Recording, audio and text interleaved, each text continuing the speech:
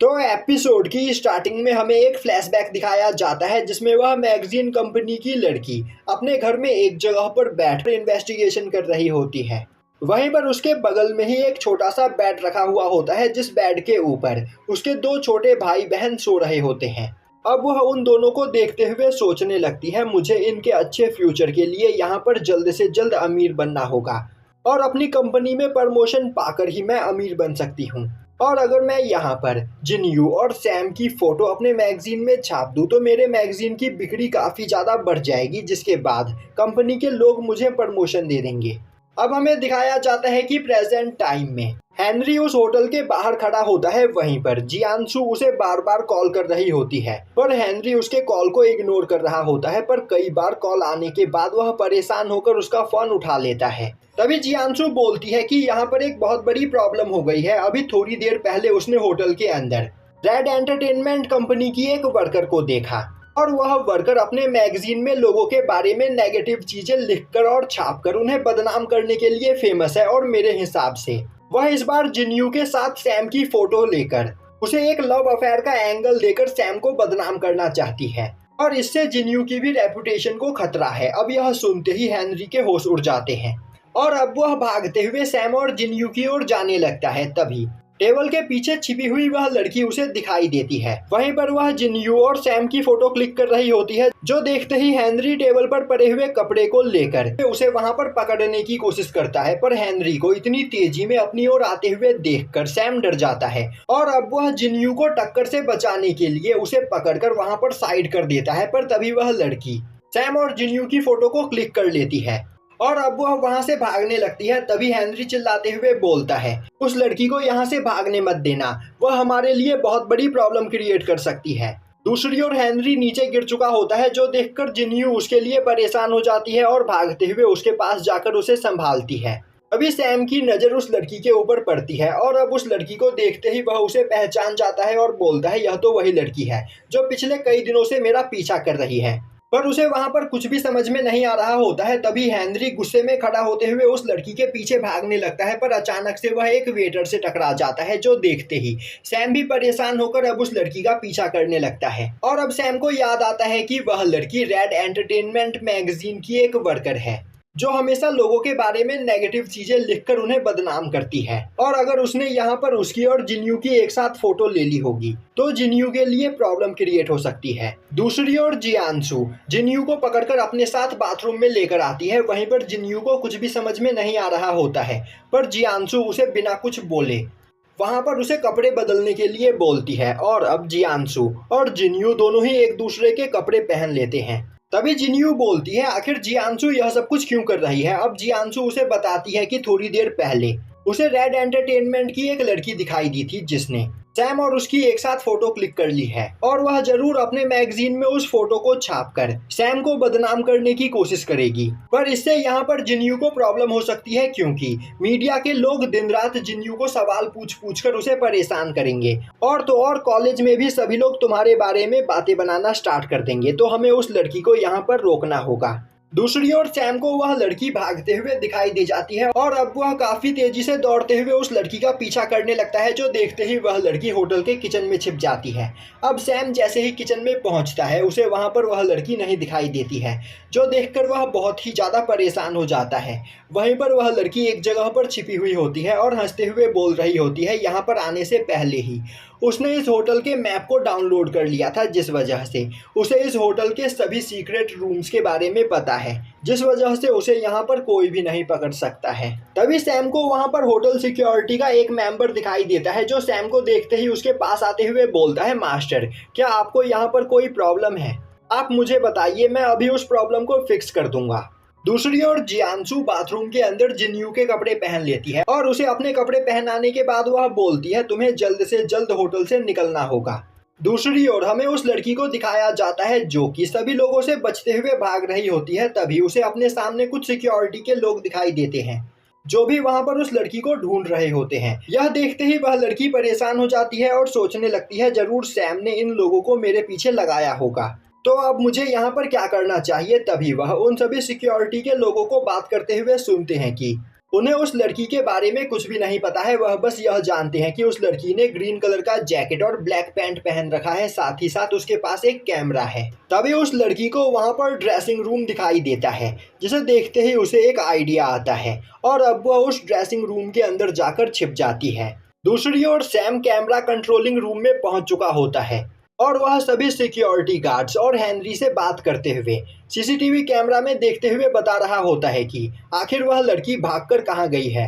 और अब वह देखता है कि वह लड़की लास्ट टाइम भागते हुए बेसमेंट की ओर दिखाई दी थी, इसीलिए अब वह हेनरी को उस ओर भेजता है। दूसरी ओर वह लड़की ड्रेसिंग रूम में छिपी हुई होती है, तभी वह देखती है कि ड्रेसिंग रूम में कुछ सिक्योरिटी गार्ड्स अपना कपड़ा खोलकर वहां पर अपने नहाने का इंतजार कर रहे होते हैं, पर बाथरूम में पहले से ही कोई मौजूद होता है, इसीलिए वह वहां पर गेम खेलने लगते हैं। इस मौके का फायदा उठाते हुए वह लड़की उनके कपड़े चुरा लेती है और अब वह होटल सिक्योरिटी के कपड़े को पहनकर बेसमेंट की ओर जाने लगती है। दूसरी ओर हेनरी भी बेसमेंट के फर्स्ट फ्लोर पर पहुंच चुका होता है। वहीं पर उसके साथ कई सारे सिक्योरिटी गार्ड्स होते हैं जो उसे फॉलो कर रहे होते हैं। यह देखते ही हेनरी गुस्से में चिल्लाते हुए बोलता है, बेवकूफ़ हो, आखिर तुम मेरे पीछे पीछे क्यों आ रहे हो? यहाँ पर चारों ओर फैल जाओ, मुझे किसी भी कीमत पर उस लड़की को पकड़ना है। अब सभी सिक्योरिटी गार्ड्स चारों ओर फैलकर उस लड़की को वहाँ पर ढूंढने लगते हैं, पर वह लड़की उनके आंखों के सामने होती है, पर कपड़ा चेंज हो जाने की वजह से वह सिक्योरिटी गार्ड्स उसे पहचान नहीं पा रहे होते हैं। दूसरी ओर हेनरी बहुत ही ज़्यादा परेशान हो रहा होता है और अब वह सोचने लगता है अगर उस लड़की ने उसकी मदर की फ़ोटो सैम के साथ अपने मैगजीन के अंदर छाप दिया तब क्या होगा। कॉलेज के सभी लोग उसकी मदर को बुली करना स्टार्ट कर देंगे और तो और फिर मीडिया भी मदर के बारे में इन्वेस्टिगेशन करेगी, जिससे उन्हें मदर के बारे में सब कुछ पता चल जाएगा और फिर वह कभी एक पीसफुल लाइफ नहीं जी पाएंगी। अब यह सब सोचकर हेनरी का ब्लड प्रेशर वहाँ पर काफ़ी ज़्यादा बढ़ जाता है और अब उसे चक्कर आने लगते हैं। तभी सैम कॉल पर बोलता है, हेनरी तुम्हें परेशान होने की कोई जरूरत नहीं, मैं यहाँ पर सब कुछ संभाल लूंगा, मेरी वजह से यहाँ पर जिन्यू की इमेज खराब नहीं होगी। तभी हेनरी गुस्से में चिल्लाते हुए बोलता है, बेवकूफ, आखिर यहाँ पर चल क्या रहा है? तुम कुछ भी नहीं समझ रहे हो, बस एक बार वह लड़की मुझे मिल जाए, मैं उसे जान से मार दूंगा। दूसरी ओर उसी कॉल पर उसके साथ जियांसू भी कनेक्ट होती है और वह हेनरी को इतने ज़्यादा गुस्से में देखकर परेशान हो जाती है और बोलने लगती है, आखिर हेनरी इतने गुस्से में क्यों है।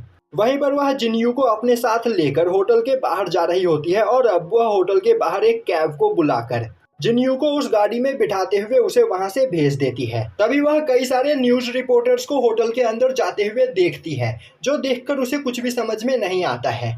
दूसरी ओर सैम सभी कैमरा में उस लड़की को हर जगह ढूंढ रहा होता है, पर वह लड़की उसे कहीं भी दिखाई नहीं दे रही होती है। तभी बेसमेंट में उसे उस लड़की के कंपनी की कार दिखाई देती है और अब वह चिल्लाते हुए बोलता है, मैं समझ गया वह कहाँ जा रही है। तभी हेनरी उसकी यह बात सुनते हुए रुक जाता है और बोलता है, मुझे बताओ अभी वह कहाँ पर है। दूसरी ओर वह लड़की अपनी कार तक पहुंच चुकी होती है और अब वह अपने कार के अंदर बैठते हुए बोलती है, अब मुझे यहाँ पर कोई भी नहीं रोक सकता है, इस फोटो को मैगजीन में पब्लिश करने के बाद मेरा प्रमोशन पक्का है। और अब वह अपनी कार को स्टार्ट करते हुए होटल से बाहर जाने लगती है। तभी अचानक से हेनरी उसके कार के सामने आ जाता है, जिसे देखते ही वह लड़की ब्रेक मारते हुए कार रोक देती है। तभी हेनरी कार की खिड़की के पास आते हुए कांच पर पंच करते हुए बोलता है, दरवाजा खोलकर बाहर निकलो वरना तुम जिंदा नहीं बचोगी। तभी वह लड़की बोलती है, आखिर तुम इतने गुस्से में क्यों हो, इससे तुम्हारा कुछ भी लेना देना नहीं है, तो इस मैटर से दूर रहो। हेनरी बोलता है, यहाँ पर तुमने जो फोटो क्लिक की है उसे मेरे हवाले कर दो वरना मैं तुम्हें काफी दर्दनाक मौत दूंगा। वह लड़की चिल्लाते हुए बोलती है, चाहे कुछ भी क्यों ना हो जाए वह फोटो नहीं देगी, क्योंकि इन फोटोज की ही वजह से यहाँ पर उसका प्रमोशन होने वाला है। अब यह सुनते ही हेनरी सैम और जियांसू के साथ उसका जो कॉल लगा हुआ होता है उसे कट कर देता है। यह देखते ही सैम काफी ज्यादा परेशान हो जाता है और सोचने लगता है कहीं हेनरी गुस्से में उस लड़की के साथ कुछ कर ना दे। अब हमें दिखाया जाता है कि वह लड़की अपनी कार से निकलकर बाहर आती है। वहीं वह बोल रही होती है, आखिर तुम यह कर क्या रहे हो। वहीं पर हेनरी उसके सामने नील डाउन किए बैठा हुआ होता है और अब वह बोलता है, प्लीज उन फोटोज को डिलीट कर दो। तभी वहां पर भागते हुए जियांसू भी पहुंच जाती है, क्योंकि आज से पहले उसने हेनरी को इतने ज्यादा गुस्से में कभी नहीं देखा था। और अब वह जैसे ही वहां पर पहुंचकर देखती है तो हेनरी उस लड़की के सामने नील डाउन किए बैठा हुआ होता है।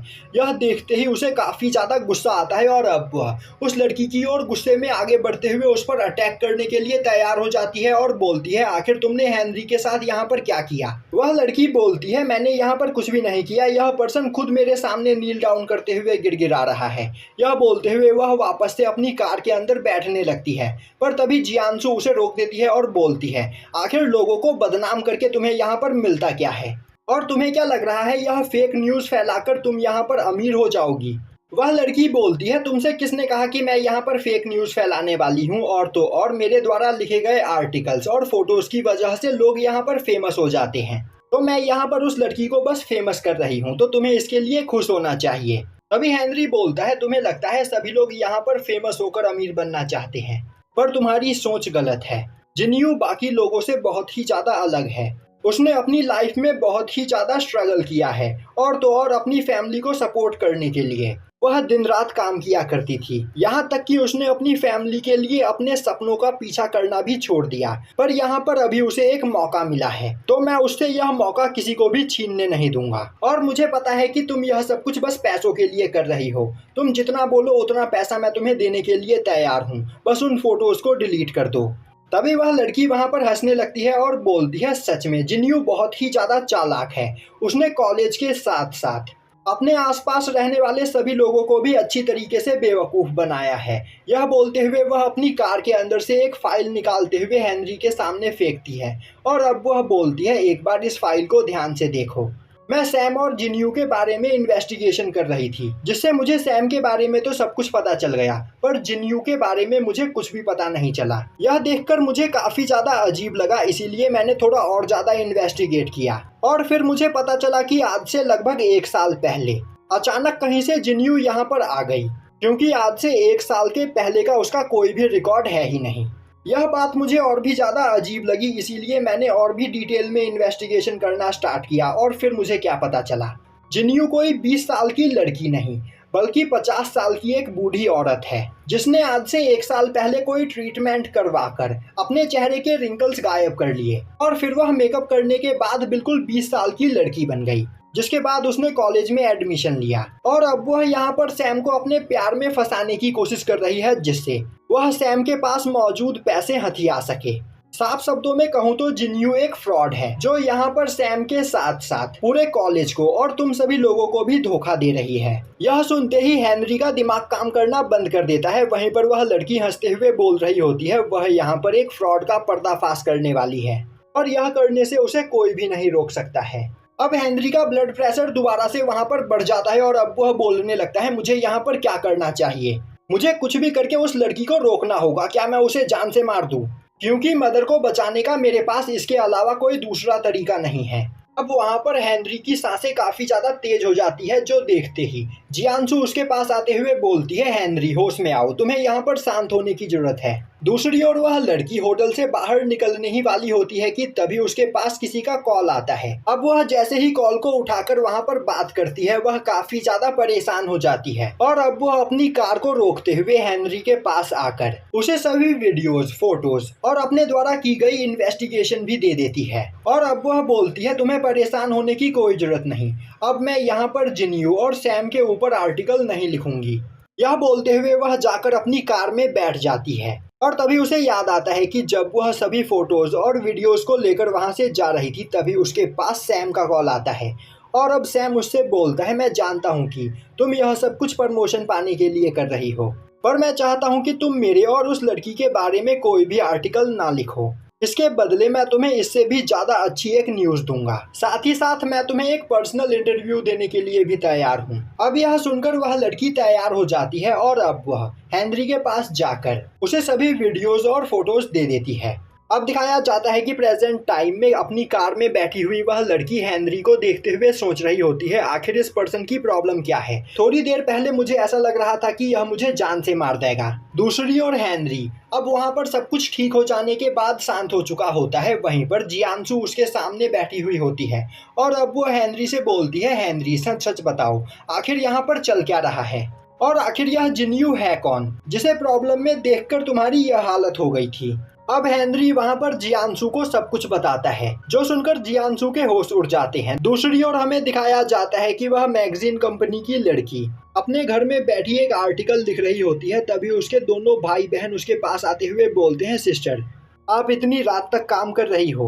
और तभी वह उसके कंप्यूटर में सैम की फोटो देखते हुए बोलते हैं, यह तो वही फेमस पर्सन है जिसके यहाँ पर सभी लोग फैन हैं। तो कहीं आप इस पर्सन को यहाँ पर परेशान करना तो नहीं चाहती हो, क्योंकि जहाँ तक हमें पता है आप हमेशा दूसरे लोगों को बुली करती रहती हो। तो क्या आप इस पर्सन को भी बुली करने वाली हो? वह लड़की बोलती है, नहीं, तुम दोनों को परेशान होने की कोई जरूरत नहीं, मैं यहाँ पर किसी को भी बुली नहीं कर रही हूँ। और अब वह लड़की अगली सुबह अपनी रिपोर्ट तैयार करके अपने कंपनी में सबमिट करती है और कुछ ही घंटों में उसके द्वारा लिखा गया आर्टिकल हर जगह फेमस हो जाता है, क्योंकि उसने अपने आर्टिकल में लिखा होता है कि फेमस गोल्फ प्लेयर सैम ने यह अनाउंस किया है कि इस साल वह अपने गेम से रिटायरमेंट ले लेगा। अब हर जगह पर यही न्यूज़ फैल रहा होता है। वहीं पर उस लड़की ने अपने आर्टिकल में यह भी लिखा होता है कि बचपन में सैम ने एक एक्सीडेंट में अपनी मदर को खो दिया और उसकी मदर का यह सपना था कि सैम एक गोल्फ चैंपियन बने। इसीलिए सैम ने इतनी ज्यादा मेहनत की और अब वह यहाँ पर 2 बार वर्ल्ड चैंपियन बन चुका है। तो अब वह यहाँ पर अपनी लाइफ में कुछ और नया ट्राई करना चाहता है। वहीं पर हर न्यूज चैनल पर यही बात चल रही होती है। अब हमें दिखाया जाता है कि सैम के फादर ने उसे मिलने के लिए अपने पास बुलाया होता है। वहीं पर वह गुस्से में चिल्लाते हुए बोल रहे होते हैं, बेवकूफ, आखिर तुमने यह क्या किया? मुझसे पूछे बिना आखिर मीडिया के लोगों से बात करने की तुम्हारी हिम्मत कैसे हुई? क्या तुम्हें पता भी है कि मैंने यहाँ पर कितनी बड़ी बड़ी कंपनी के साथ तुम्हारी एडवर्टीजमेंट की डील कर ली है? तुमने यहाँ पर मेरे पूरे प्लान को फेल कर दिया। उन सभी कंपनीज की एड में काम करके तुम्हें काफी अच्छे पैसे मिलते, पर तुमने मेरे पूरे प्लान पर पानी फेर दिया। तभी सैम बोलता है, फादर, मेरे इस फैसले के बाद यहाँ पर लोग मुझे और भी ज्यादा सपोर्ट कर रहे हैं और तो और अब मैं यहाँ पर पहले से भी कहीं ज्यादा फेमस हो चुका हूँ, तो आपको और भी कई सारे नए एड्स मिलेंगे। उसके फादर चिल्लाते हुए बोलते हैं, बेवकूफ, तुम्हारा यह फेम बस कुछ दिनों का ही है, जिसके बाद लोग तुम्हारे बारे में भूल जाएंगे और फिर तुम बस एक पास्ट बनकर रह जाओगे, जिसके बाद कोई भी कंपनी तुम्हें अपने एड में परफॉर्म करने के बारे में नहीं पूछेगा। सैम बोलता है, फादर, मैं समझ गया, आपको यहाँ पर मुझसे ज्यादा पैसों की पड़ी है। आप यहाँ पर इसीलिए दुखी नहीं हो क्योंकि मैं गोल्फ खेलने से रिटायर हो रहा हूँ। आप यहाँ पर इसीलिए दुखी हो क्योंकि अब आप मेरा यूज करके पैसे नहीं कमा पाओगे। यह सुनते ही सैम के फादर गुस्से में उसे एक थप्पड़ मारते हैं और अब वह चिल्लाते हुए बोलते हैं, मेरे सामने से चले जाओ। यह सुनते ही सैम बिना कुछ बोले वहां से चला जाता है और यहीं पर यह एपिसोड खत्म हो जाता है।